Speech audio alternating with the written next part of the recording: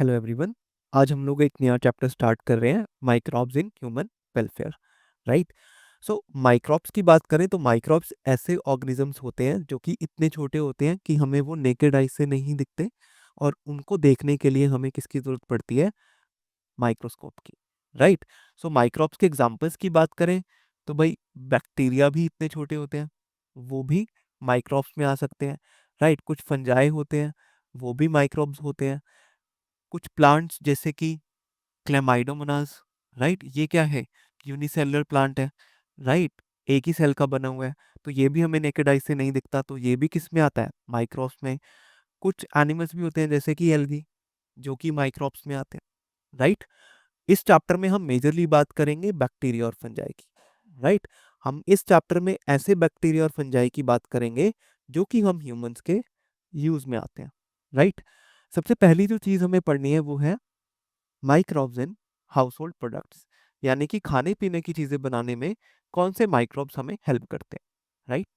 सबसे पहला जो माइक्रोब है वो है लैक्टोबैसिलस बैक्टीरिया। ये क्या करता है? बचपन से पढ़ते आ रहे हो, ये मिल्क को कर्ड में कन्वर्ट करता है। ये क्या करता है? मिल्क के प्रोटीन्स को कोएगुलेट कर देता है, जिसकी वजह से मिल्क किस में कन्वर्ट हो जाता है? कर्ड में। राइट। अब ना सिर्फ ये बैक्टीरिया कर्ड बनाता है, बल्कि उस कर्ड को न्यूट्रिशियस भी बनाता है। कैसे बनाता है? उसमें एक विटामिन ऐड करके। कौन सा विटामिन? Vitamin B12। ये बैक्टीरिया एक और काम करता है कि ये आपकी गट में हार्मफुल माइक्रोब्स की ग्रोथ को नहीं होने देता। अब जब आप कर्ड खाते हो, फॉर एग्जाम्पल आपने कर्ड खाई, तो उस कर्ड में क्या होंगे? Lactobacillus bacteria. यही बैक्टीरिया तो कर्ड बना रहे थे। राइट। तो जब आप कर्ड खाओगे, ये बैक्टीरिया कर्ड के साथ कहाँ चले जाएंगे? कहाँ चले जाएंगे? आपके गट में। और आपके गट में ये क्या करेंगे? अगर कोई भी हार्मफुल माइक्रोब ग्रो कर रहा होगा, वो उसको ग्रो नहीं होने देंगे। राइट। राइट, वो उसको ग्रो नहीं होने देंगे। तो इसलिए तो बोला जाता है कि कर्ड हमारी गट हेल्थ के लिए क्या होती है? अच्छी होती है। नेक्स्ट जो हमें बात पढ़नी है वो है चीज। अब चीज हम सब लोगों ने खाया है। डिफरेंट डिफरेंट टाइप की चीज होते हैं on the basis of the test और देयर टेक्सचर। और डिफरेंट डिफरेंट टाइप ऑफ चीज को बनाते कौन है? Different different microbes. हमें जो है दो ही टाइप के चीज पढ़ने हैं। सबसे पहला जो चीज है वो है रॉकफोर्ड चीज। उसे बनाने में कौन हेल्प करता है? एक फंजाई। कौन सी फंजाई? नहीं पढ़ना। राइट। अब नेक्स्ट जो चीज है वो है स्विस चीज। स्विस चीज को कौन बनाता है? बैक्टीरिया। कौन सा बैक्टीरिया? Propioni bacterium शार्मानी। अब जब ये बैक्टीरिया चीज को बनाता है तो ये एक गैस रिलीज करता है। कौन सी? Carbon dioxide gas. इसी गैस की वजह से इस चीज में क्या होते हैं? ऐसे बड़े बड़े होल्स होते हैं। ओके। सो नेक्स्ट जो चीज हमें पढ़नी है, डो फॉर्मेशन। भाई इडली और डोसा का डो बनाने के लिए कौन सा माइक्रोब यूज होता है? बैक्टीरिया। ब्रेड का डो बनाने के लिए कौन सा माइक्रोब यूज होता है? एक यीस्ट। कौन सा यीस्ट? Saccharomyces cerevisiae. अब क्योंकि ये यीस्ट सैक्रोमाइसिस सेरेविसी ब्रेड बनाने के यूज में आ रहा है, इसलिए हम इसे एक और नाम देते हैं। क्या? Baker's yeast. क्या नाम देते हैं? Baker's yeast. उसके बाद कुछ और यूजेस हैं माइक्रोब्स के। भाई टॉडी क्या होती है? एक साउथ इंडियन ड्रिंक होती है। कैसे बनती है? सैप को फर्मेंट करके। सैप क्या होता है? एक्सयूड होता है। प्लांट्स का एक्सयूड होता है सैप। राइट। प्लांट से आपने वाइट वाइट सा ट्रांसपेरेंट लिक्विड निकलता हुआ देखा होगा, उसी को क्या बोलते हैं? सैप। उसको आप फर्मेंट करते हो माइक्रोब्स की हेल्प से, तो क्या बन जाती है? टॉडी।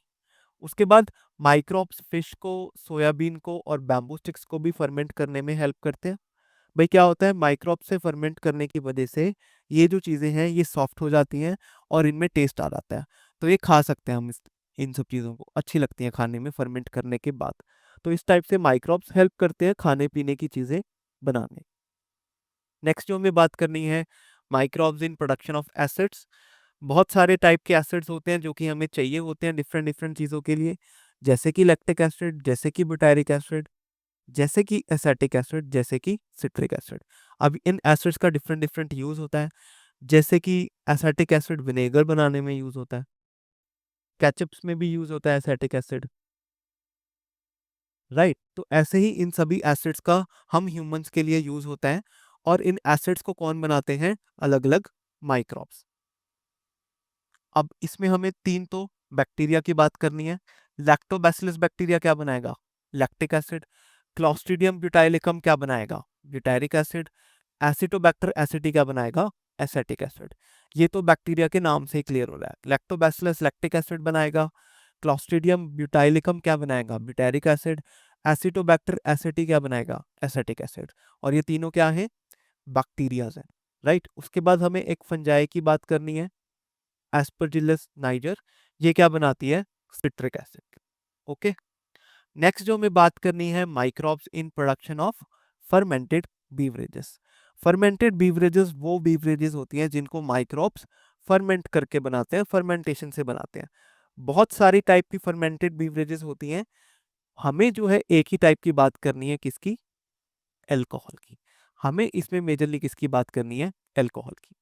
एल्कोहल को बनाने के लिए कौन सा माइक्रोब यूज में आता है? यीस्ट। कौन सा यीस्ट? Saccharomyces cerevisiae. यही यीस्ट हमने पहले पढ़ा था। ये पहले क्या बना रहा था? ब्रेड। अब यही यीस्ट किस में हेल्प करता है? एल्कोहल बनाने में। क्योंकि ये यीस्ट एल्कोहल बनाने में हेल्प करता है, तो इसको हम एक और नाम देते हैं, क्या? Brewer's yeast, right. Saccharomyces cerevisiae को हम नाम देते हैं ब्रूअर्स यीस्ट, क्योंकि ये एल्कोहल बनाते हैं, राइट। अब चाहे कोई भी टाइप की अल्कोहलिक बीवरेज हो, चाहे बियर हो, चाहे वो वाइन हो, चाहे वो विस्की हो, कोई भी हो, उन्हें बनाएगा कौन? ये यीस्ट, सैक्रोमाइसिस सेरेविसी। तो फिर ये बियर, वाइन, विस्की अलग अलग क्यों होती हैं? बनाता तो एक ही माइक्रोब है। अलग अलग होती हैं क्योंकि उनको बनाने के लिए different different raw material use हुआ है और डिफरेंट डिफरेंट प्रोसेसिंग से वो बने हैं। अब देखो, जैसे बियर जो है, बियर को बनाने के लिए आप किसका इस्तेमाल करते हो? सेरल्स का।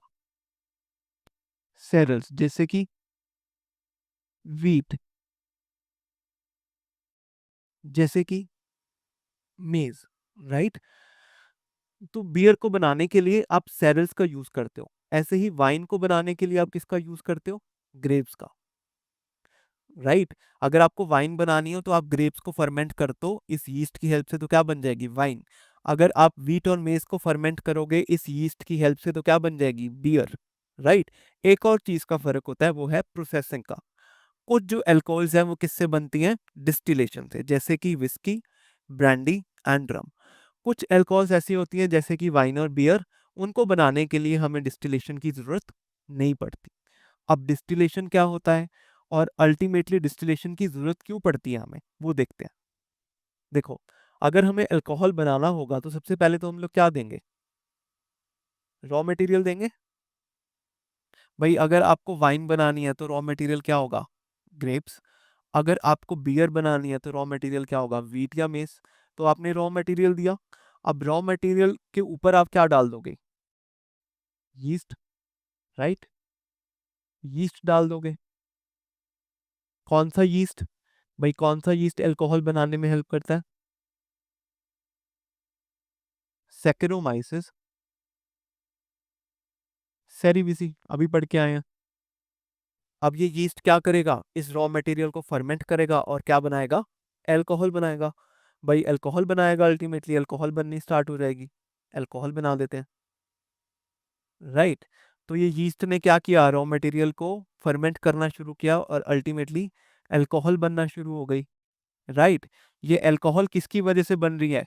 क्योंकि ऊपर जो यीस्ट है, सैक्रोमाइसिस सेरेविसी, वो रॉ मटेरियल को फर्मेंट करता जा रहा है और अल्टीमेटली अल्कोहल बनती जा रही है। अब भाई ये अल्कोहल बनती है तो सबसे पहले इसकी कॉन्सेंट्रेशन क्या होती है? 1%। फिर और ज्यादा अल्कोहल बनती है, 2%, 3%। ऐसे ही जाते जाते ये कहाँ तक जाता है? 13% तक। 13% से ऊपर इस अल्कोहल की कॉन्सेंट्रेशन नहीं जा पाती। क्यों नहीं जा पाती? क्योंकि जब अल्कोहल की कॉन्सेंट्रेशन 13% हो जाती है तो ये यीस्ट जो है ये मर जाता है, राइट। क्या होता है भाई? अल्कोहल यीस्ट के लिए भी तो हार्मफुल होती है। तो 13% जब कंसंट्रेशन हो जाती है अल्कोहल की, तो ये यीस्ट जो होता है ये मर जाता है। तो इसकी वजह से यीस्ट 13% से ऊपर कंसंट्रेटेड अल्कोहल नहीं बना पाता। अब हम ह्यूमंस तो क्या हैं? लालची हैं। ह्यूमंस को तो लगता है भाई 13% तो हमें चढ़ती नहीं, थोड़ी सी कॉन्सेंट्रेटेड और बनाओ। तो इस अल्कोहल को कॉन्सेंट्रेट करने के लिए हम किसका इस्तेमाल करते हैं, एक मेथड का, जिसे हम बोलते हैं डिस्टिलेशन, राइट। अब डिस्टिलेशन में क्या होता है भाई, यहाँ पे जो अल्कोहल बनी है उसमें क्या है, अल्कोहल है और थोड़ा सा वाटर है, राइट। तो इस अल्कोहल और वाटर के मिक्सचर को हम लोग यहाँ पे पोर करते हैं स्पीकर में। अल्कोहल प्लस वाटर का मिक्सचर जो बना, इसको यहाँ पे पोर किया और इसको क्या करना शुरू कर दिया, हीट। भाई अल्कोहल और वाटर के मिक्सचर को हीट करना शुरू कर दिया, राइट। अब अल्कोहल और वाटर में से किसका बॉइलिंग पॉइंट कम होता है, अल्कोहल का, राइट। तो अल्कोहल के वेपर्स बन जाते हैं, राइट। अब अल्कोहल के वेपर्स जब इस ट्यूब में से पास करते हैं, तो ये ट्यूब को हम लोग क्या करके रखते हैं, इस ट्यूब के आसपास क्या होता है, कोल्ड वाटर फ्लो कर रहा होता है, इसलिए ये ट्यूब क्या होती है, ठंडी होती है। तो ठंडी होने की वजह से अल्कोहल के वेपर्स जब इस ट्यूब से जाते हैं तो क्या हो जाते हैं, उनका कंडेंसेशन हो जाता है। क्या हो जाता है, कंडेंसेशन। कंडेंसेशन यानी कि वो वेपर फॉर्म से फिर से किस फॉर्म में आ जाते हैं, लिक्विड फॉर्म में, और इस लिक्विड को हम लोग इस बीकर में ऑब्टेन कर लेते हैं, राइट। तो इस बीकर में क्या आ गया, लिक्विड अल्कोहल। तो इस टाइप से हमने अल्कोहल और वाटर को अलग कर दिया, अल्कोहल यहाँ पे आ गई, यहाँ पे क्या बचा सिर्फ और सिर्फ वाटर, राइट। तो अल्कोहल और वाटर अलग अलग हो गए और अल्कोहल क्या हो गई, कॉन्सेंट्रेटेड, राइट। तो इस मेथड को क्या बोलते हैं, अल्टीमेटली डिस्टिलेशन, राइट। सो ऐसी अल्कोहल्स, ऐसी अल्कोहलिक बीवरेजेस जिसमें अल्कोहल कंटेंट ज्यादा होता है, जैसे कि विस्की, जैसे कि ब्रांडी, जैसे कि रम, उनको बनाने के लिए हमें डिस्टिलेशन की जरूरत पड़ती है। ऐसी अल्कोहलिक बीवरेजेस जिसमें अल्कोहलिक कंटेंट कम होता है, जैसे कि वाइन, जैसे कि बियर, उनको बनाने के लिए हमें डिस्टिलेशन की जरूरत नहीं पड़ती, वो डिस्टिलेशन के बिना ही बन जाती, राइट। इस टॉपिक में सिर्फ आपको दो ही चीजें याद रखनी है कि अल्कोहल बनाने के लिए कौन सा माइक्रोब यूज आता है, यीस्ट, कौन सा यीस्ट, सैक्रोमाइसिस सेरेविसी। और आपसे पूछ लेगा कि which of the following beverages produced by distillation, या पूछ लेगा which of the following beverages produced without distillation. तो इनके एग्जांपल्स याद होने चाहिए, ये दो ही चीजें याद रखनी है, ओके। आगे चलते हैं। आगे हमें बात करनी है microbes in production of enzymes. भाई बहुत सारे ऐसे एंजाइम्स होते हैं जो कि माइक्रोब्स प्रोड्यूस करते हैं अलग अलग, और वो हमारे यूज के होते हैं, राइट। जैसे कि लाइपेजेस। अब लाइपेजेस नाम से ही क्लियर हो रहा है, क्या करेंगे, लिपिड को डाइजेस्ट करेंगे, राइट। अब लाइपेजेस हमारे क्या काम आते हैं, देखो, एक ये क्लॉथ का पीस है मान लो, इसके ऊपर क्या लग गई, ऑयल के स्टेन्स लग गए, राइट। ऑयल के स्टेन्स लग गए। भाई ऑयल मेजरली क्या होता है, केमिकली लिपिड। तो अगर आपको इन स्टेन्स को रिमूव करना है तो आप क्या डाल दोगे, लाइपेजेस एंजाइम डाल दोगे। लाइपेजेस जब इन पे एक्ट करेंगे तो लिपिड को डाइजेस्ट कर देंगे और अल्टीमेटली ये जो स्टेन जो है वो रिमूव हो जाएंगे। तो लाइपेजेस किस काम आते हैं, ऑयल स्टेन्स को रिमूव करने के। क्योंकि ये ऑयल स्टेन्स को रिमूव करने के काम आते हैं तो ये किस में यूज होते हैं, डिटर्जेंट्स में, राइट। लाइपेजेस बनाता कौन है, डिफरेंट डिफरेंट माइक्रोब्स बनाते हैं। हमें नहीं याद रखना कि कौन से माइक्रोब्स बनाते हैं, डिफरेंट डिफरेंट माइक्रोब्स बनाते हैं। ऐसे ही नेक्स्ट जो एंजाइम्स हैं वो हैं प्रोटीएजेस और पैक्टिनेजेस। अब प्रोटीएजेस क्या करेंगे बताओ, प्रोटीएजेस क्या करेंगे, नाम से ही क्लियर हो रहा है, किसको डाइजेस्ट करेंगे, प्रोटीन्स को, राइट। और पैक्टिनेजेस क्या करेंगे, किसको डाइजेस्ट करेंगे, पैक्टिन को। अब पैक्टिन क्या होता है, पैक्टिन एक्चुअल में होता है प्लांट सीमेंट, राइट। मान लो ये प्लांट का एक सेल है, ये प्लांट का दूसरा सेल है। अब इनको जोड़ने के लिए आपस में सीमेंट की तरह कौन काम करता है, बीच में ये पैक्टिन। तो ये दो प्लांट सेल्स को जोड़ने का काम करता है कौन, पैक्टिन। और इस पैक्टिन को डिसॉल्व कौन करेगा, ये पैक्टिनेस एंजाइम, राइट। अब ये प्रोटीज और पैक्टिनेस किस काम आते हैं, फ्रूट जूसेस को क्लियर करने के। भाई एक तो आप रेडी का जूस पियो, आपने देखा होगा वो इतना क्लियर नहीं होता जितना क्लियर होते हैं पैक्ड फ्रूट जूसेस, जैसे कि रियल के जूसेस, वो क्या होते हैं, क्लियर होते हैं। क्यों होते हैं, क्योंकि वो उनको ट्रीट करते हैं प्रोटीएजेस और पैक्टिनेजेस से।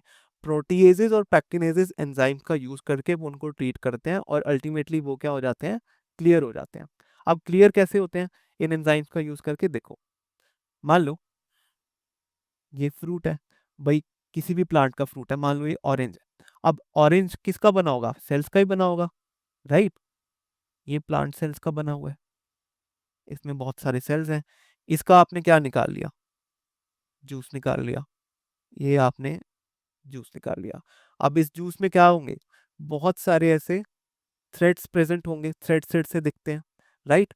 अब इन थ्रेड्स को अगर हम जूम करें तो ये थ्रेड्स एक्चुअल में होंगे क्या? भाई प्लांट के सेल्स ही होंगे। ये जो जूस किससे बना है? फ्रूट से। फ्रूट किससे बना हुआ था? प्लांट के सेल्स का। तो इन जो थ्रेड्स होंगे छोटे छोटे, इनमें भी क्या होंगे?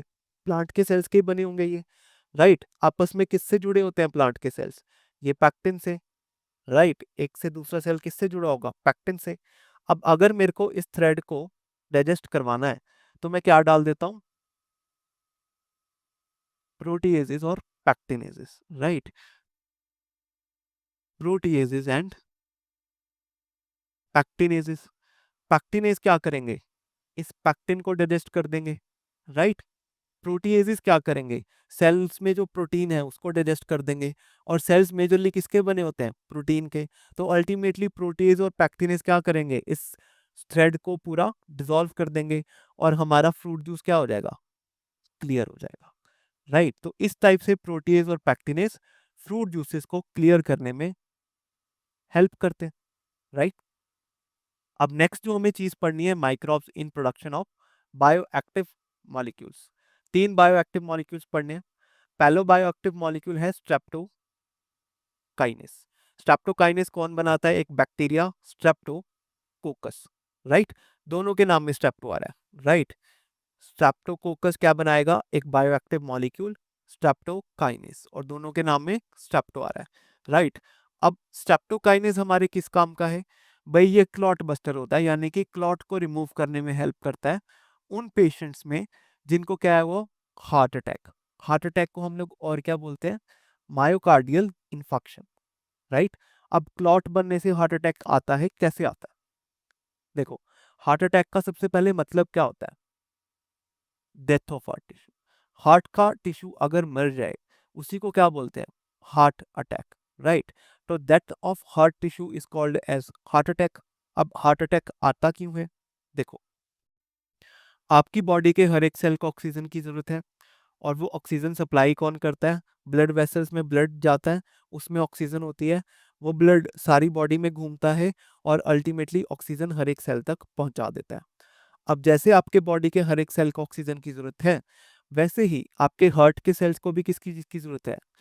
ऑक्सीजन की। ऑक्सीजन पहुंचाता कौन है? कोरोनरी आर्टरी में फ्लो करता हुआ ब्लड, राइट? कोरोनरी आर्टरी में फ्लो करता हुआ ब्लड ऑक्सीजन पहुंचाता है, ओके? अब क्या होता है, कई बार आपकी जो कोरोनरी आर्टरी है उसमें क्या हो जाता है? प्लाक बन जाती है, ऐसे प्लाक बन जाती है। ये जो येलो येलो सी दिख रही है, ये प्लाक बन जाती है। अब इस प्लाक के कारण क्या होता है? अल्टीमेटली आपकी कोरोनरी आर्टरी में क्या बन जाता है? Blood clot. ब्लड क्लॉट बनने से क्या होता है कि ब्लड आगे नहीं जा पाता, राइट? अब यहाँ पे ये कोरोनरी आर्टरी अगर ब्लॉक हो गई तो क्या ब्लड आगे जा पाएगा? नहीं जा पाएगा। ब्लड आगे नहीं जा पाएगा तो आगे जो भी हार्ट के टिश्यूज हैं वहां तक ऑक्सीजन पहुंच पाएगी? नहीं पहुंच पाएगी। अब ऑक्सीजन नहीं पहुंचेगी तो क्या हो जाएगी? उनकी डेथ होना स्टार्ट हो जाएगी। इसी को हम लोग क्या बोलते हैं? Heart attack. क्या बोलते हैं? Heart attack. भाई अब अगर हार्ट अटैक किसी को आ गया है और उसको बचाना है, राइट? थोड़ा थोड़ा टिश्यू मर गया है और धीरे धीरे टिश्यू और मर रहा है हार्ट का, अब उसको बचाना है तो क्या करना पड़ेगा? ये जो क्लॉट बना है इसको डिसॉल्व करना पड़ेगा। इसको डिसॉल्व करने का काम कौन करता है? ये स्ट्रेप्टोकाइनेस। कौन करता है? स्ट्रेप्टोकाइनेस। नेक्स्ट जो बायोएक्टिव मॉलिक्यूल है वो है स्टैटिन्स। स्टैटिन्स एक यीस्ट बनाता है, मोनास्कस परप्यूरियस। स्टैटिन्स क्या काम करते हैं? कोलेस्ट्रॉल को कम करने में। भाई आप लोगों को पता होगा कि blood cholesterol, high blood cholesterol आपके लिए बहुत हार्मफुल होता है, राइट? इस क्लॉट बनने का, ये जो प्लाक बनने का one of the major reasons क्या होता है? High blood cholesterol. और भी रीजंस होते हैं, one of the reason high blood cholesterol होता है। तो इस कोलेस्ट्रॉल को कम करना बहुत जरूरी होता है, और इस कोलेस्ट्रॉल को कम करने में कौन हेल्प करते हैं? स्टैटिन्स। स्टैटिन्स कौन बनाता है? Least Monascus purpureus, right? उसके बाद जो हमें बात करनी है थर्ड बायोएक्टिव मॉलिक्यूल की, साइक्लोस्पोरिन ए। साइक्लोस्पोरिन ए एक फंजाई बनाता है। कौन सा फंजाई? Trichoderma polysporum, right. इसके नाम में भी स्पोर आ रहा है देखो, और इसके नाम में भी स्पोर आ रहा है, तो इस टाइप से याद कर सकते हो। ट्राइकोडर्मा पॉलीस्पोरम क्या बनाएगा? साइक्लोस्पोरिन ए। साइक्लोस्पोरिन ए किस काम आता है? इम्यूनोसप्रेसिव एजेंट की काम करता है उन पेशेंट्स में जिनमें ऑर्गन ट्रांसप्लांट हुआ हो। फॉर एग्जाम्पल भाई, एक पेशेंट में क्या हुआ है, एक पेशेंट ए है, उसमें क्या हुआ है, अभी अभी ऑर्गन ट्रांसप्लांट हुआ है, राइट। तो इस पेशेंट में हमें किस चीज की जरूरत होगी? इम्यूनिटी को सप्रेस करने की। क्यों? क्यों? क्योंकि चांसेस होते हैं कि जिस पेशेंट में ऑर्गन ट्रांसप्लांट हुआ है वो पेशेंट का इम्यून सिस्टम ट्रांसप्लांटेड ऑर्गन को फॉरेन ऑर्गन माने, उस पर अटैक कर दे और अल्टीमेटली वो ऑर्गन क्या हो जाए? रिजेक्ट हो जाए। इसलिए हमें इम्यूनिटी सप्रेस करने की जरूरत होती है उन पेशेंट्स में जिनमें क्या हुआ हो? Organ transplant, right. तो ऐसा ही एक इम्यूनोसप्रेसेंट कौन है? साइक्लोस्पोरिन ए। समझ में आया? तीन बायोएक्टिव मॉलिक्यूल्स हैं। स्ट्रेप्टोकाइनेस कौन बनाएगा? एक बैक्टीरिया स्ट्रेप्टोकोकस, राइट। दूसरा है स्टैटिन, कौन बनाएगा? एक यीस्ट मोनास्कस परप्यूरियस। तीसरा है साइक्लोस्पोरिन ए, कौन बनाएगा? एक फंजाई ट्राइकोडर्मा पॉलीस्पोरम, राइट। सो आज के लेक्चर के लिए इतना ही रखते हैं। नेक्स्ट लेक्चर में हम लोग स्टार्ट करेंगे microbes in production of antibiotics से। आज के लिए इतना ही। Thanks a lot.